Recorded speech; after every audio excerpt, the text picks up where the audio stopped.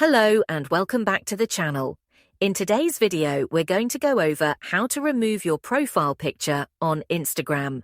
Let's dive right in. First, open the Instagram app and tap on your profile picture in the bottom right corner. Once you're on your profile, select Edit Profile. Now look for the option that says Edit Picture or Avatar.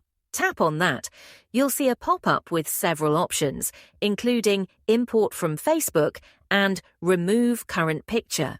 If you want to remove your profile picture completely, just tap on Remove Current Picture.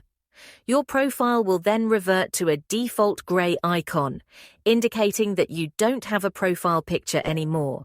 And that's a wrap on how to remove your profile picture on Instagram. If you found this video helpful, don't forget to give it a thumbs up and subscribe to the channel for more tips and tutorials. If you have any questions or suggestions for future videos, drop them in the comments below.